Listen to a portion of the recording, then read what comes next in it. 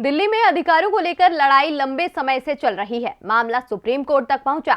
दिल्ली के सीएम अरविंद केजरीवाल का दावा है कि उनकी सरकार चुनी हुई सरकार है, जिसे जनता ने अपने वोट से चुना है। इसीलिए अन्य राज्यों की तरह दिल्ली सरकार के पास ही सभी अधिकार होने चाहिए। दूसरी ओर केंद्र सरकार का तर्क है कि दिल्ली पूर्ण राज्य नहीं है, ये एक केंद्र शासित प्रदेश है, साथ ही देश की राजधानी भी है। इसीलिए यहाँ केंद्र के प्रतिनिधि यानी एलजी के अधिकार ज्यादा हैं।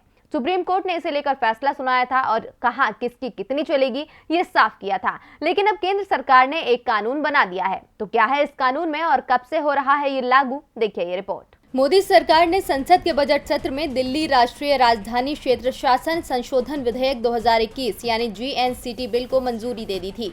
ये विधेयक 22 मार्च को लोकसभा से और 24 मार्च को राज्यसभा से पास किया गया था और अब राष्ट्रपति ने भी इस पर अपनी मुहर लगवा दी है, यानी अब GNCT बिल कानून बन गया है। इसके बाद दिल्ली में उपराज्यपाल बेहद ताकतवर हो गए हैं। सीधे सीधे कहें तो दिल्ली में सरकार का मतलब अब उपराज्यपाल होगा।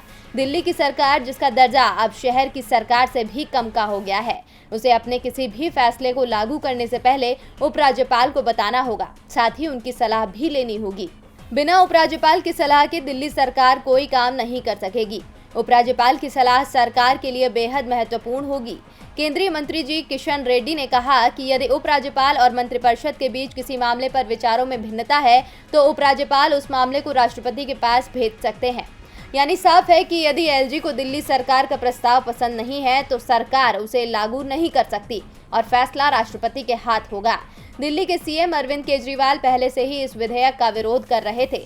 दिल्ली के डिप्टी सीएम मनीष सिसोदिया ने तो इस बिल को केंद्र सरकार की हताशा बताया। सिसोदिया ने कहा था कि दिल्ली की जनता द्वारा चुनी गई सरकार से अधिकार लेकर एलजी को सौंप दिया गया। विडंबना देखिए, संसद का इस्तेमाल लोकतंत्र को दबाने के लिए किया गया, जिसे हमारे लोकतंत्र का मंदिर कहा जाता है। दिल्ली के लोग केंद्र के इस फैसले के खिलाफ लड़ेंगे। दिल्ली में पिछले 2 दशक से अधिक समय से बीजेपी विपक्ष में है और आम आदमी पार्टी का दावा है कि दिल्ली की जनता का भरोसा न जीत पाने के कारण बीजेपी ने ये रास्ता चुना है। डीबी लाइव की रिपोर्ट।